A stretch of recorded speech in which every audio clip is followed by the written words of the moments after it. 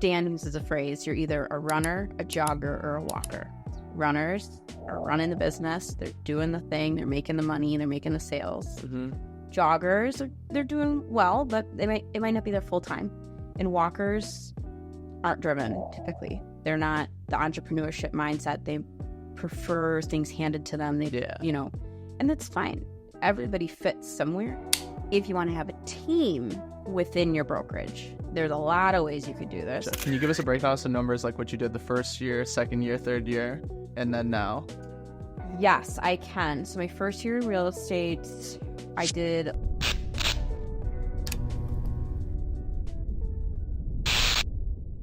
How you got into the industry and what kind of made you want to go into real estate? Awesome. So I don't know if it's been like TM'd yet or trademarked or whatever, but I'm what you'd call a COVID realtor. Okay. So I lost my job in the pandemic. So I had a really great career and I loved every minute of it.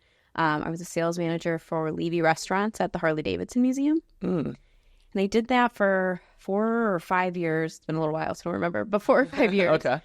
And I specialized in the weddings and the nonprofit world. So it was my job, if you were engaged with you and your fiance, you'd come to the venue. I would sell you on having your wedding with us, and then I would transition into your catering sales manager. Okay. So I did that for, like I said, 4 to 5 years. Had a quarter life crisis at 25 and decided I wanted to try a totally different job. And I went to work for a company out of Chicago where I was a sales manager for the entire territory of Wisconsin. And I was selling tent rentals, forks, spoons, all the event rental needs, tables, chairs. And I found zero passion. Yeah. I mean, zero. It wasn't me. So left that career pretty quickly. And then I joined Bartolotta Restaurants as a sales manager at the Italian Community Center. Oh, yeah. Okay. So went there, and then the pandemic hit. And the entire company was laid off. Yeah, restaurants were nothing at that time. The whole industry was just leveled in a day. That's crazy. So they just let everybody off at that point? Yeah, I think all but a few core, maybe exec leaders were laid off. Yeah.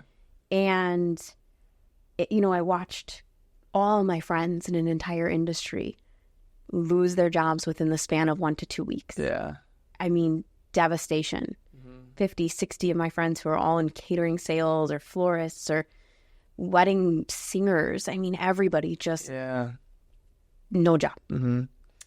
So I spent, what would that be, 4 months waiting, hoping my job was coming back, just saying the world's going to change, I remember you were in school still for COVID. So the unknown of, will I go back with my friends, right? Yeah. That you probably didn't know if you'd see or graduate with your friends at the time. Yeah. I mean, it was totally different. Like everything just went online, and then it was just online classes, and you didn't know, like, even when like projects, if they're going to be like an in-person presentation or if it was going to be on Zoom, and it was like a learning curve of learning Zoom and stuff. Yeah. It was a whole new thing of just not being in person for anything. Yeah. Just like the restaurant industry. Yeah. Everything was nothing anymore. Right. We all have this whole new life that no one knew how to live or how it was going to go. So at the time I was living in the 3rd Ward with my now fiance, and I was, saying to him, I have to do something. I have to make income. 3rd Ward's not cheap by any means to live. So I ended up writing down every single thing that I thought was interesting about my job and as a sales manager at the Harley-Davidson Museum, because that was the job. I shouldn't have left it. I loved it. I missed it. What could I do that was similar? And naturally, real estate just showed up to me on paper, at least what I thought real estate was, because we all don't know what a career is till we have it.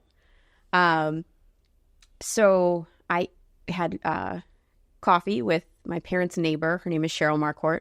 She's a very successful real estate agent. And I said, tell me everything and anything about real estate. Just give me the good, the bad, the ugly. I want to know all of it. And at the end, she said, if you want to try this, I will teach you everything I know. You have nothing to lose except the cost to get your license. So why not try? Yeah. And I did. And I'm very fortunate to now have been named National Association of Realtors 30 under 30. That's awesome. So I just never looked back. It ended up being a fit I didn't know I wanted to find. Yeah. Uh-huh. What were those few things that you found when you started writing down stuff that you like? What were the few traits that stuck out that really resonated with real estate?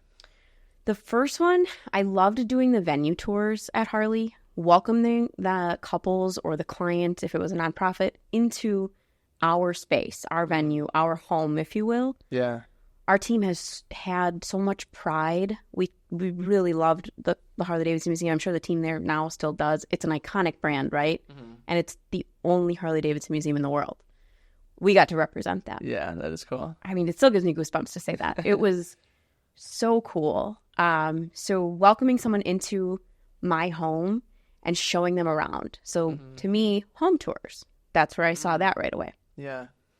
My favorite part about working with couples was helping them through one of the most difficult but exciting parts of their lives, getting married. I'm engaged. It's hard. It's stressful. There's families. There's money. But there's love and there's joy and there's future. Yeah.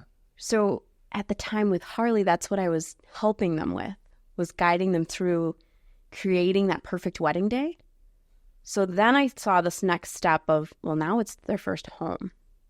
I'm taking that couple from wedding day into their first home where they're going to maybe have children, maybe for a baby or two, maybe just grow in their careers or grow in their marriage, however they choose to expand their family or grow their family or, have it be. I'm guiding you through that. Yeah. And there's just moments where you can see in someone's eye, this is the perfect house. Or the tears they shed when they finally won on their 8th offer attempt because it's a crazy market.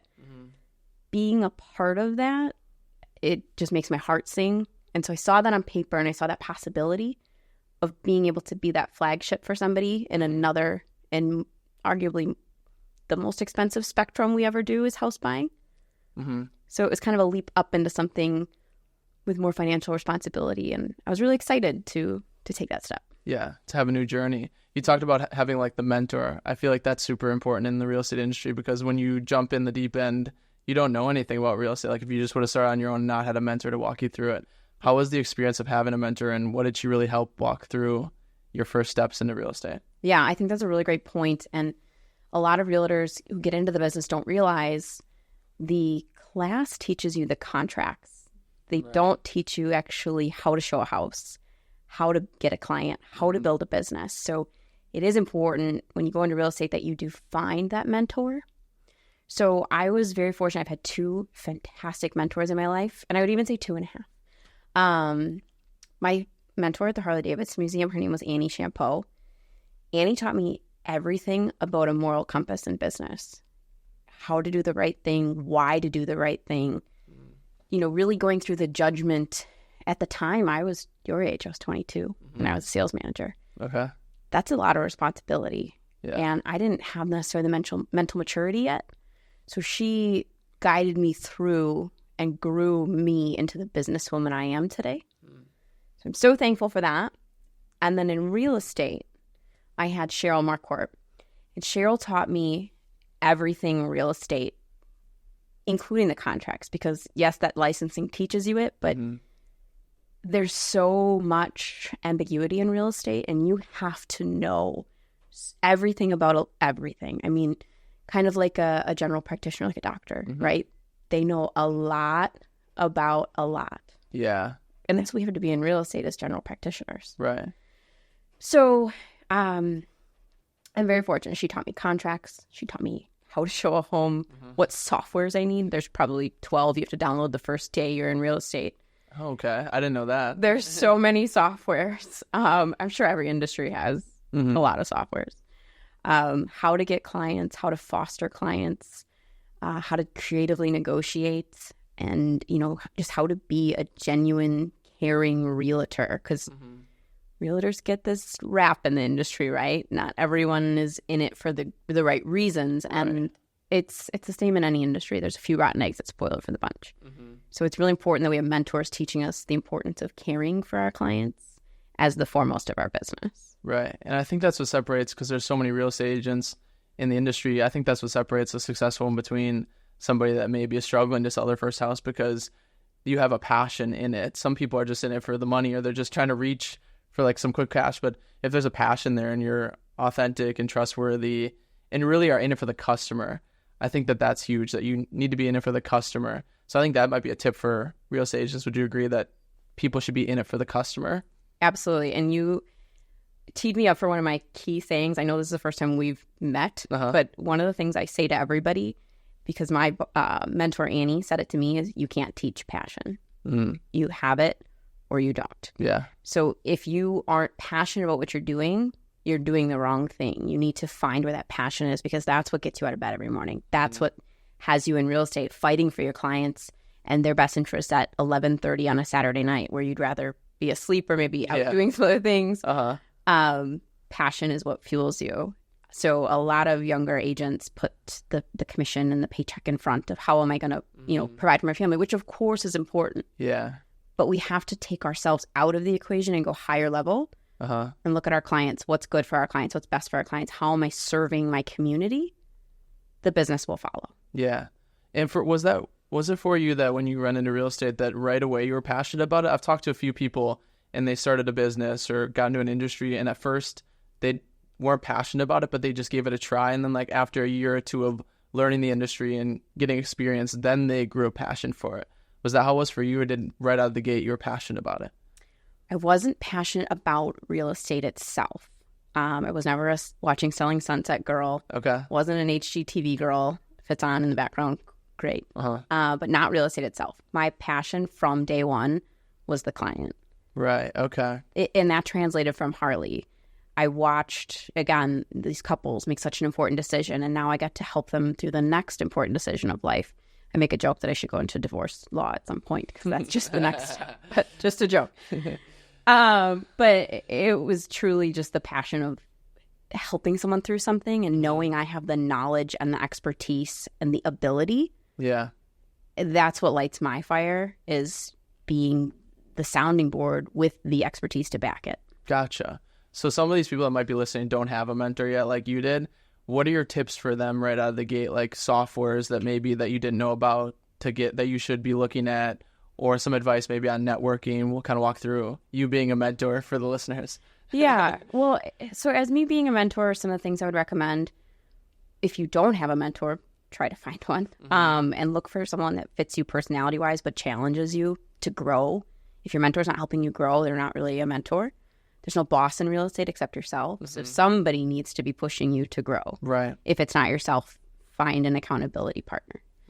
But as far as softwares, there's so many, and every realtor probably gets 20 sales calls a day about the next newest, baddest software. But you really have to just find what works for you.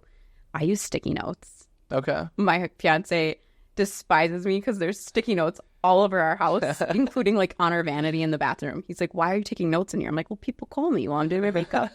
I've got to write it down." Yeah. So find the system that works for you, whether you're a techie or you're an old school gal like me and you like pen and paper. Find your system and master it, because there's always a new system out there, but it might not work for you. Yeah. Yeah, I think a lot of people in today's age are always looking for the new thing, the new easiest way to do things, the quickest path to things. And I think that might drag back on people or weigh them down, because they're not doing the same thing that they've done and becoming an expert in what they've done before. Like you were saying, that you just honed in on that old school Post-it note thing, and you're not consistently going out every day and looking for the newest AI software that's going to help you with note taking or accountability and stuff. I just want to bring that up because I think that everybody nowadays is just looking for the quick fix, the get rich quick thing. And it shouldn't be like that people should be looking at the long-term thing of being a master of the Post-it note thing, like you were saying. Yeah. Master your craft, whatever that may be.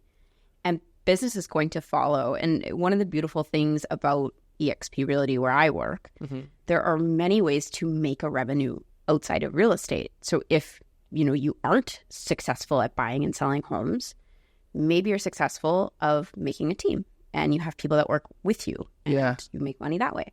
Or many of the other revenue producing things that we have within us. I could really go on for days and hours about this, but because eXp is a publicly traded company, we have so many inlets within us where agents can actually make revenue. So again, master your craft. And what is it? Buying and selling real estate isn't for everybody. Managing a team isn't for everybody. Maybe you're a recruiter, or maybe you're a solo agent like myself. I fly solo. You just have to figure out who you are and what you can master, and that takes time. Yeah. I think in the corporate world, maybe you heard this. You didn't really jump in the corporate world because you're so innovative. Yeah. But they say it takes a year before you actually understand your own job. Okay. And it's several years before you've mastered your own job. And I'm sure you've heard the saying, you know, you're going to learn every day. Don't be the smartest person in the room. Someone around you can teach you. All these cliches that we hear, they're cliches for a reason. Where we are today at Parkside Lending, these are some of the smartest people I've met. They have taught me so much. And I told you earlier in this podcast, it's only the fourth time I've met them. Yeah, that's crazy. I mean, they're fascinating people. And if you just keep your ears open, everywhere you go, you're going to learn from somebody. Yeah. Yeah, you said that like a year it takes you to get to know your job. I can remember a couple years back, like I had a few mentors around me or people that I looked up to that were very successful in the entrepreneurship world. And I like would ask them questions like, what's the latest stock you're buying? Like I was like an 18-year-old, I was like, what's like the new hit stock? And like looking back, I was like, why was I asking them that? Because I remember one of their answers was like, I'm not really like big into trading stocks. Like I own a business, like it's not my thing. And I was like, what? Like you're rich. I thought you were into stocks because like on TikTok, I just saw everybody's buying stocks. Yep. But like you said, like really hone in on what's for you. Managing might not be for you. Selling house might not be for you. But find that thing that's for you and then really dig deep on that one thing. Yeah, absolutely. There's just so much. And that's the beautiful thing about real estate. There are so many careers within the real estate niche. Maybe you're really creative and you're really handy and you want to go into house flipping. That's fantastic. You should have a real estate license if you're a house flipper. Why not buy and sell your own properties? Yeah. You're going to be flipping them anyway, assuming you have the time. Maybe your portfolio is too big. But if you're not going to flip them, then you're going to buy them and sell them. Or maybe you're going to be a landlord and you just want to hold property and have tenants. Or maybe you're an Airbnb host and you have 2, 3, 4 properties. And by the time you're ready to go to your vacation home, maybe it's paid off because your renters have paid it off for you over the years. So there's so many fascinating outlets. And that's where I say master your craft and figure out which one gives you the passion. You know, I would love to be an Airbnb host. My fiance does not agree with me. So for now, we just do real estate as a career. But I'd love to make it the type of career where we make passive income at some point too.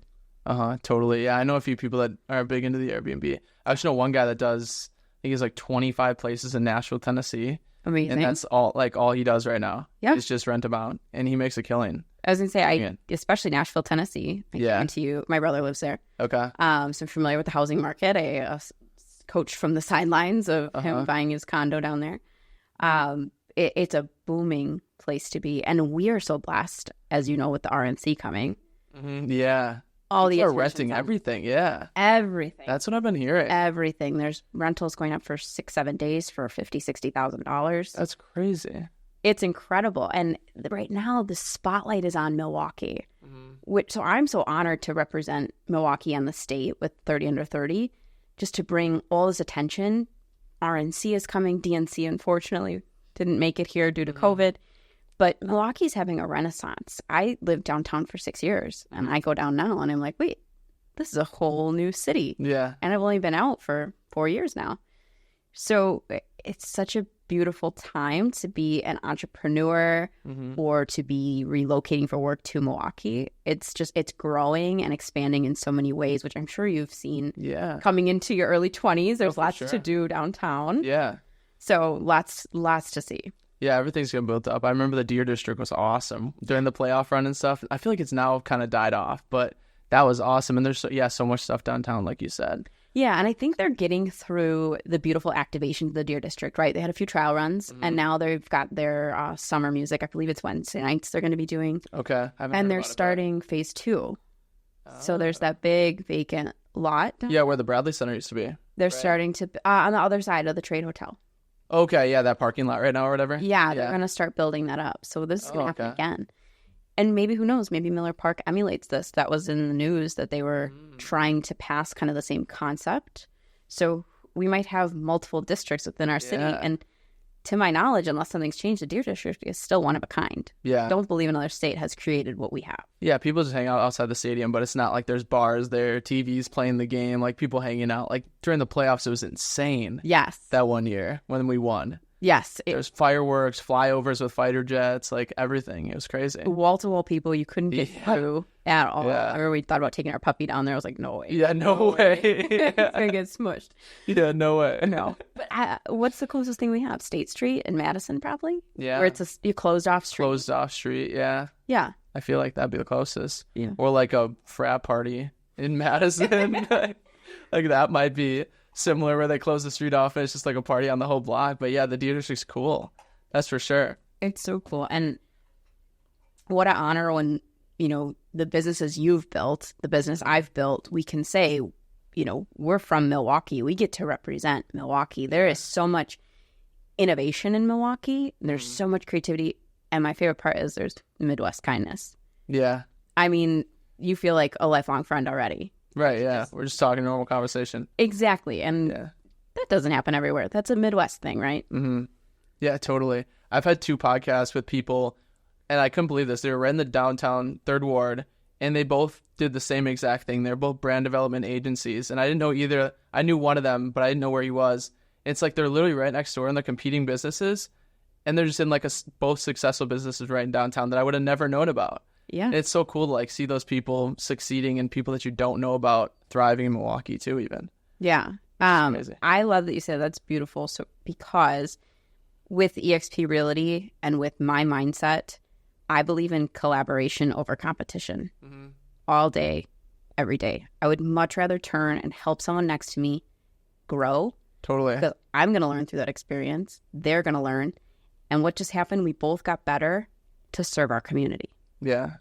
If we just compete and trample each other to be the best and the biggest and the baddest, we're not doing right by our clients. And I think that's what's most important, right? Yeah. Our clients are the reason we're in business. Uh-huh. If I'm not helping those around me grow, because I might be on the other side of a deal from them. They may be the listing agent, I might be the buyer's agent, vice versa. I'd rather help someone grow in the moment so we can best serve clients in the future. So that's why I'm really big with local associations. So I'm our vice chair of the Young Professionals Network of our Greater Milwaukee Association of Realtors. Signed up to be chair for 2025. We do 10 educational events a year, as well as a charity fundraiser. This year is for Milwaukee Homeless Veterans Initiative. Oh, cool. And it's all free. It's volunteered time, and we fundraise, and it's practically a full-time job because it's a lot of work to organize. But how cool to give back to our network is 4,000 realtors within that network. No, we don't see them all at events, of course, but, we see a consistent 50, 60 core individuals, and then we get some difference every time because we switch up our topics and we teach. We break down these brokerage lines, and we just want everyone to do better together. Right. Yeah, I think that's a big thing, at least with talking with entrepreneurs in the past. None of the super successful ones like gatekeep. They're always up for sharing all their ideas and telling me how they made it and really opening up and like not saying like, oh, I don't want to talk about that topic. Like they're open for talking about anything. And like even Elon Musk with Tesla, like they don't have any patents. They let anybody use all their stuff. Like I think the big successful guys are up for that collaboration and want to work together for a greater good, like you're saying, and not just the competition where they just want to be the top dog. Yeah. Everybody should be up for that collaboration, I think. I agree. I didn't know that about Elon Musk. And Tesla doesn't have any patents. Yeah. All of them are open patents. They have patents so then like people can't, I forget how it is. They have patents that people can't steal them, but that they can like recreate them. Or no, this is it. So they have patents so then somebody else can't patent it. But they're open use patents so then anybody can use it. Okay, beautiful. So like Ford couldn't make the same thing and then patent it and then be like, oh, Tesla, you have to take it away. Yeah. So yeah, Tesla patents all their stuff, but it's all open use patents. Yeah. Which is super interesting. Yeah, anything anybody can use because he's so up for like collaboration, like the greater good thing.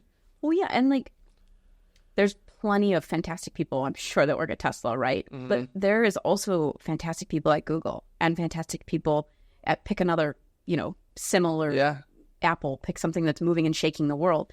You can't have the best at every single company, right? That's how America works. We have so many different levels of success, different brains, different collaboration styles.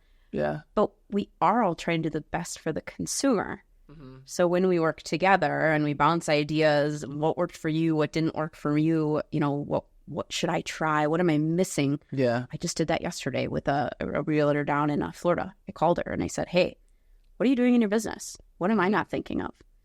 She opened her entire world to me because if I look good, she looks good, and maybe I'll, share something back that she's never thought of. Because we all have our blinders, right? We work so close on a project, and there's probably something right here that we just can't see. Yeah. And sometimes someone just needs to peel the blinder for us and be like, oh, this is a whole other avenue. Like today, podcasting. This is my first podcast. Yeah. If Tyler didn't connect us, which shout out to Tyler. Yeah. We wouldn't have done this. Right. So it's so beautiful to do this collaboration because we're all going to grow in a different way. Yeah, right. And even the person in Florida is like not a direct competitor to you, but you can just learn from them, which is so cool. Exactly. And she is incredibly successful. I'm probably small potatoes compared to her. So the fact that she took the time to sit with me is amazing. Yeah. The gentlemen here, they do a great job. They're at Parkside Lending. They're fantastic people. And look at the favor they did for us, letting us use their studio. Yeah, so cool. Yeah. It's so all fun. about helping people. Yeah, totally. Let's get back into real estate a little bit I want to learn about how you can build like a team within an organization and then how like somebody's like an individual.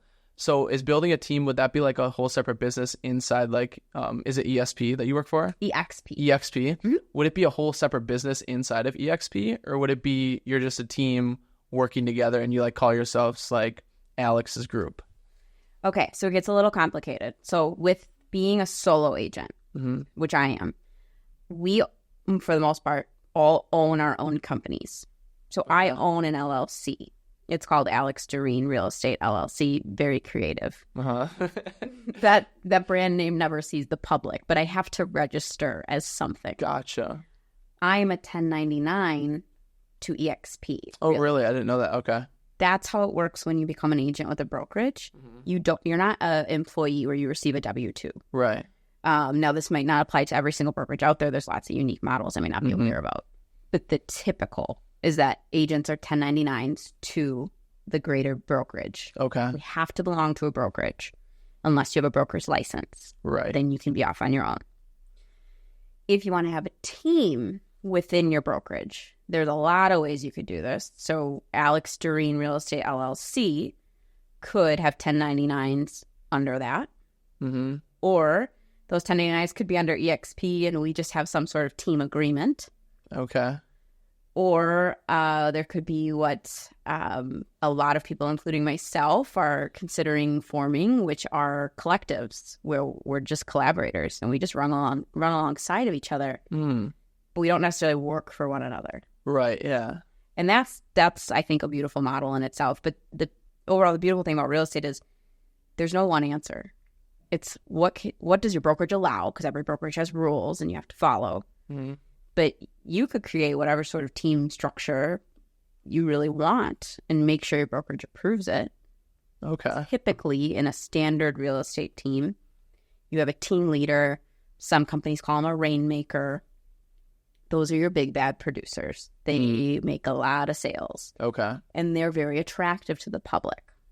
And then they might have newer agents or maybe agents that just don't want to build their own big business and they come work under them. Okay. So using my team, my LLC as an example, if it's Alex Derenne Real Estate, there could be Hunter underneath me. And Hunter, you may do all your own sales, but I may, as the team lead, take a split of your commission because I'm going to pay for your marketing. I'm going to pay for leads. I'm going to pay for your for sale signs. I'm going to mentor you. Okay. There's a lot of value given when you're a team member from your team leader. And in my opinion, the best team leaders want you to grow to be your own. Yeah. That's a leader, that's a mentor to me. But there are plenty of people who just really like the team structure because real estate can be a lonely business. You know, I work from home. If I don't leave my house or pick up the phone, I'm not talking to anybody that day. Right. So there's a lot of people that really enjoy the team structure and the office environment, and that's a beautiful thing. And that's the great thing about real estate is you can find whatever niche works for you, whether you want to be with people, be by yourself, be in a brick and mortar brokerage like a Remax, Okay. where they actually have offices. Yeah. He is virtual, so we only work in the cloud. Gotcha. You just find the fit for you. Yeah. So it'd be tough to probably form a team since you guys are pretty virtual at EXP. It can be and it can't be. What I like about EXP, we're very entrepreneur mindset based. So everyone I know within EXP is a business owner and a business leader. We run a business. And I'm not saying that doesn't exist in other brokerages, but other brokerages, that brokerage is the business. So it's a little bit of a different mindset. But if you find business leaders that want to grow a business within EXP, they tend to bond together. There's a phrase, you didn't get to meet my friend Dan today, but my friend Dan, you met Brittany. Dan uses a phrase, you're either a runner, a jogger, or a walker. And it's exactly as it sounds. Runners are running the business. They're doing the thing. They're making the money. They're making the sales. Joggers, they're doing well, but it might not be their full time. They might just be happy right where they are because everybody's idea of success is different. And walkers aren't driven, typically. They're not the entrepreneurship mindset. They prefer things handed to them. And that's fine. Everybody fits somewhere, but runners want to run. Think of a running club. They all run at the same speed up there. Yeah. The joggers and walkers stay in the back. So you find your tribe and you stick with it. Huh. I like that. That's an interesting comparison that he has. I've heard a few things like that are talking about like separating people into tiers. And a big difference that I've talked about with a few people is like the difference between managing and leading. And that kind of breaks it down into an interesting layout because the difference between managing and leading, in my opinion, is like the manager is the one that just like is cracking down on doing the same thing, but trying to make it better. And the leader's looking at new alternatives to make it a better, like a vision. They're leading towards a vision. And that would be kind of where the runner is because they're just running, trying to look for something new. And then like the walker would be like the manager, just doing the same thing. So I think that's an interesting comparison that you bring up, that the runner's running the business, the jogger is just like getting by doing the business, but then the walker's getting things handed to him. Yeah. Interesting for sure. Let's get into a little bit of networking and like lead generation. Yeah. How did you get into that and what practices do you use? I am old school. So old school meets new school. So a lot of people are on TikTok, right? I do not have a TikTok. I actually think I downloaded one to watch a video because someone texted me a video. So I had to get the app. But here's the interesting thing. I built a business during a pandemic. There's nowhere to meet anybody. I lived in downtown Milwaukee. We were outside with masks on. At the time when I started the business, my fiance would go for runs with a mask because that's the way the world was. Excuse me. So at the time, I relied a lot on Instagram. Not in the TikTok way where I got up there dancing and making videos, but just generally sharing my story, my thoughts, my knowledge of the real estate market, and connecting with friends. At the time, I was in this really fit phase of my life, and I was showcasing the journey. I think I'd lost 15 pounds during the pandemic. I was in the best shape of my life without a gym. Yeah. I had abs. Like, it was so fun. And I showed people that journey, and I collaborated in the sense where people were asking me, how'd you do it? So I started teaching people. This is how to track macros. This is how to exercise. Here's the workouts I'm doing. And I just started creating genuine relationships and genuine friendships. And these were with my network, my sphere, the people I went to high school with that I hadn't talked to in 10, 15 years. But just being a genuine friend and not looking for anything in return. That's step one to lead generation, is care about your client. Yeah. Everyone's a friend. Everybody needs more friends. We need more good in the world, right? Moving out of the pandemic, being able to see people again, find your tribes again. And this is kind of a literal runner, jogger, walker analogy. I go to Orange Theory Fitness. I'm a runner at Orange Theory Fitness. I cannot tell you the amount of business I have turned out of that gym. Really?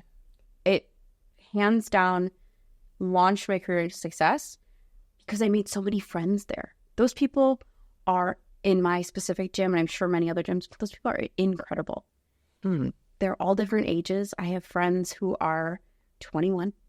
I have friends who are 50. And we go out to the bar together and we get a cocktail. Or we go out to coffee because some of them work in my industry. And we just made genuine friendships. We worked out together every single day at the same time. We saw each other through fitness success and failure, emotional success and failure, whether it be business emotion or personal emotion. I've seen my friends' kids get married. You know, making these genuine friendships with people who have the same interests as you. Again, it turns to business because you're not there for the business. I was there for the friendship. I was there for the fitness. But the more I talked about what I did and who I was, the more we just spent genuine time together getting to trust each other. Most of that gym has called me for business since then. And it's just because I genuinely care about those people. I was just there on Saturday. I'm recovering from hip surgery, so I haven't been able to work out at Orange Theory since last June. Okay. And I went on Saturday. They do a dry tri. Have you ever seen that at Orange Theory? I haven't. No, what is that? It's their version of a triathlon. So it's a 5K run, a 200-meter row on the rowing machine. Okay. And they do 300 bodyweight exercises. So like squats, burpees, push-ups. And they have to do as fast as they can. And there's no stopping. And it's one big party. And I went to go support a friend. My fiance did it, but a friend of mine is an absolute warrior. She's battling cancer. Oh, wow. And she was on that treadmill, and she ran her heart out. And I genuinely wanted to see her finish. I just wanted to see her triumph. She's going through the most difficult and emotional point of her life, but she triumphed that day. And it was so beautiful to see. So kind of to your whole lead generation, be a genuine friend and that business follows. Yeah. That's my best advice. And just not direct advertising or pushing your business in people's faces, just being yourself and letting it come to you. Yeah. And that might not be for everybody. So I said earlier, you have to master your craft and do what works for you. There are plenty of people who are tech savvy. I am not one of them. So I don't have I have a nice website, but I don't have a gorgeous lead flow generating, retargeting funnel website, which I know exists, but I don't know how to make that. I just focus on making those friends, and that truthfully has worked very well for me. Gotcha. Have you dabbled in like running ads or anything with agencies or having people like run them for you, or no? No. I'm sure I've looked at things, but probably with my eyes closed and not really, taking it in. Because I like working with friends. I like showing up to a showing and knowing who they are and what makes them tick. And I've definitely had clients that I've built relationships with quickly. But I'd much rather work with somebody like my client's sister, who I've kind of a warm connection to, than a cold call who sometimes hangs up on me. Yeah, right. And cold calling is a great, great avenue for business. It's just not the craft I chose to master. Right. Totally. Could you share one of your most interesting experiences in real estate so far? Boy, in what way? Maybe most fun deal, craziest how you got in touch with them type of thing. I don't know, just something that's interesting or like a cool experience. Maybe a crazy house that you sold.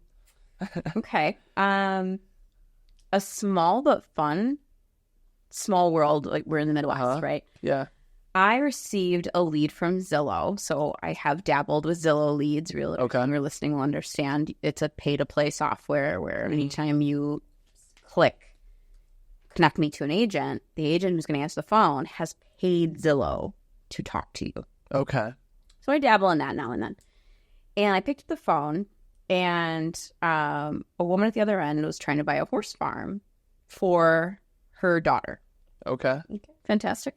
Can I help? Absolutely. I start cold calling everybody that owns a horse farm. I'm like, I need a horse farm. Here's what I need. Yeah. And I get connected with somebody on Facebook, and they say, come on out to our property. I said, okay, let's go. I get out of the car. I was catfished. And not in a bad way. Yeah. I guess catfish is negative. Mm-hmm. The owner of the Facebook account was my next door neighbor growing up. Really? Like, small world. Yeah. I get out of the car. I was like, oh my gosh, do you remember me? Because she was my parents' age. She goes, remind me your name. And I explained my name because I haven't seen her since I was 6 or 7 years old. And she goes, oh my gosh, how are your parents? So, like, just fun, small world. Yeah.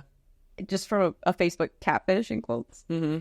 And 3 years later, I'm putting that farm up for sale on Monday. Wow. So it didn't work out that one time for Didn't work out for that buyer. But I maintained the relationship for 3 years, and now they're ready to actually sell the property. Gotcha. How does the maintaining the relationship work? I know a lot of realtors maybe like send out like a Green Bay Packers schedule or a magnet for your fridge. What do you do, and what have you seen successful with maintaining relationships? I will say I've sent out the magnet. Okay. I only do football because I like the Packers. So I like to have that magnet out there. But a lot of it is just the personal touches, texting you. How are you? How's your kids? Sending a card. Mm-hmm. Really the personal side of it. I do send out, market reports, as most realtors do. Yeah. And holiday cards and things. But it's just taking that extra step. Give them a phone call and say, how's it going? Mm-hmm. The specific horse farm client, there was a bad storm that went through, and I called. I said, are you guys okay? Do you need anything? Mm-hmm. Because it was a bad storm, and they've been on a horse farm. So if you ever met anyone that owns a horse farm, over time that wears on your body. Mm. So I know sometimes they're in a little more physical pain. So, what do you need? Do you need a handyman? Do you need someone to cut down trees for you? How can I help you? And that's, again, the genuine caring about your client, and that it goes a long way. Yeah.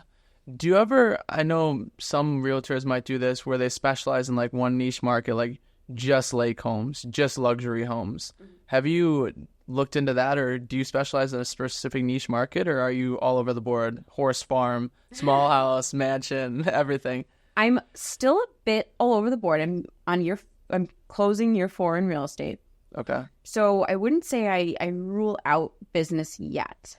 I'm not great with small time investments. Okay. There's certain areas of Milwaukee that I'm not an expert, so I don't cover specific areas, and I would refer those out to an expert because the client deserves the expert, not the novice when it comes to neighborhoods that I can't navigate or explain. Right. But my niches in general lately is horse farms. I'm doing a lot with horse farms, but that's just kind of a one-off. I don't know if we'd call it a niche quite yet. But a couple clients that are doing those. Luxury homes. So in addition to being a realtor with EXP, I am a sales representative for Victory Homes of Wisconsin. Okay. Which is a luxury home builder. Gotcha. And it's a luxury custom home builder. So I have the beautiful projects that you come to me with an idea, and it's my job with our team at Victory to make the vision come to reality. Gotcha. So I have a client right now. He sketched me a barn dominium in Microsoft Paint and sent it to me. He's like, can you make this real? Mm-hmm. And so our team right now, our architects, are designing this beautiful barn dominium for him and his family. And it's everything. What angle do you want your front door? What angle are your windows? What color trim? What color floor? How big do you want these windows? I mean, every single detail of a home it has to be planned to a T. So that's a really fun niche market to be in. Yeah. You need a lot of creativity, and I'm learning as I go because it's a little newer for me, but I'm really enjoying guiding people again through this difficult process, and building's a whole other animal. Yeah. Especially custom building, because any wall can move, any finish can change. So that's where the luxury niche comes in. Really loving that. And then in general, my average price point is about a $450,000 home. Okay. So those typically are the secondary home buyers. They're probably selling off their first property into their second, or fairly successful millennials who probably time the market right and can get into, those types of homes as well. Yeah. Gotcha. Can you give us a breakdown of some numbers, like what you did the first year, second year, third year, and then now? Yes, I can. So my first year in real estate, I did a little over 8 million in volume. Okay. To put it in perspective, the average realtor, I think, sells 2 million. It's about 8 homes. Okay. Wow. My second year in real estate, I did, if we round, it would be about 10 million. Okay. My third year, a little over 11. And now we're in the fourth, so I don't have numbers quite yet for you. Awesome. Yeah. Yeah, that's so cool. And how did you get into dabbling with the custom home side of things, with being a salesperson for that? This is where the relationship conversation comes in, about how important relationships are. Mm-hmm. So I had a transaction where I was a listing agent, and on the other side, my buyer's agent, her name was Natalie Wiedmeyer. And Natalie and I just hit it off as friends. We had beautiful negotiations in the sense that we both understood, take our egos out of it. Mm-hmm. Let's just do what's best for our clients. And we could laugh and joke, and we just had the sassy, fun girl personality back and forth. So much fun. I think at the end I said, put a crown on your head. You have an accepted offer.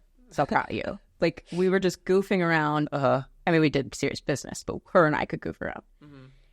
And anyway, Natalie is a sales rep at Victory Homes, Wisconsin.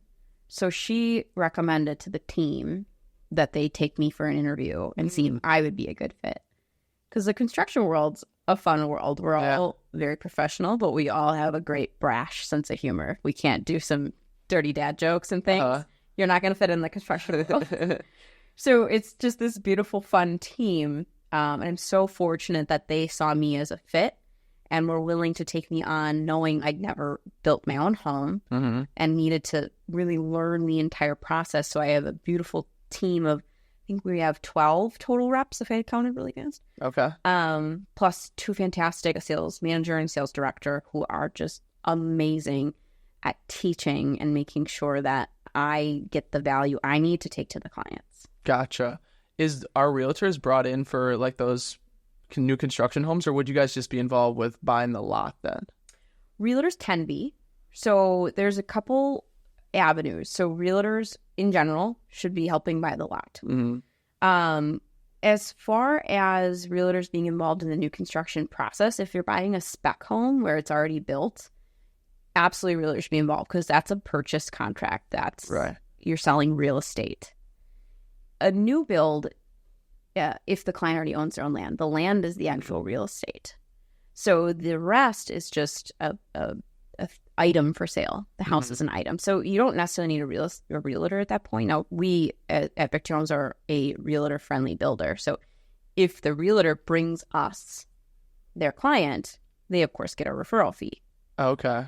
So we do encourage real estate agents to reach out to us to build with us. Right. We are a quality, great custom builder. So we want to make sure it's the right clientele coming to us. Mm-hmm. But we do encourage realtors to always reach out. Gotcha. Interesting. So you got two sides of the spectrum. You can sell the used homes or the new homes too. Exactly. Or the new builds. When one side of the business is slow, the other side's probably booming. Right. That's the beauty of the spectrum I was able to build. Interesting. What's your favorite area around here to work in? Like bread and butter, most fun city to work out of? You know, I'm diverse. I really go all over. I cover Ozaukee County, Washington County, Waukesha County, and Milwaukee County. Those are my 4 counties. Okay. I'm doing a horse farm out in Dodge County right now, so I will go a little further, but there is a limit to where my expertise ends. Yeah. And again, I'm not the best service for the client at that point. Right. So then we refer out in the real estate community. Yeah. Interesting that, you can only have like such a small, like not small, but confined area that you don't want to branch out into like the whole state of Wisconsin, where there's a lot of businesses where you'd obviously want to cover the whole state as one person. But with this, since the market's so big, you can cover that much with a ton of competition too. There's so many other real estate agents in the industry right now. Yeah, there are. I think there's over 9,000 just in the state.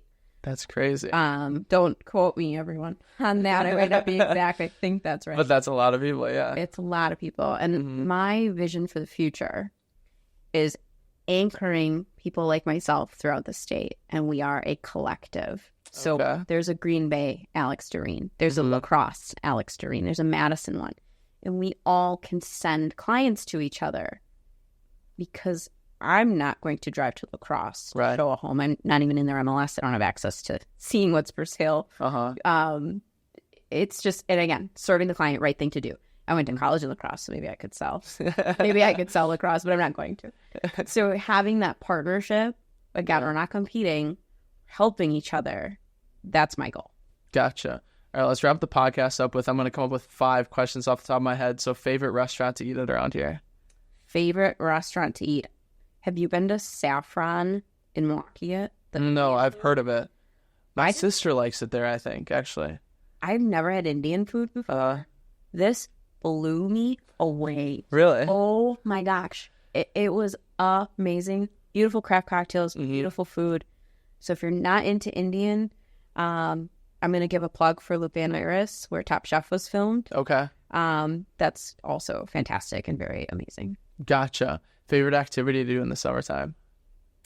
On the boat in Door County. Okay. Yep. Nice. Favorite vacation spot that you've been to? Well, I'm about to honeymoon in Italy and Croatia.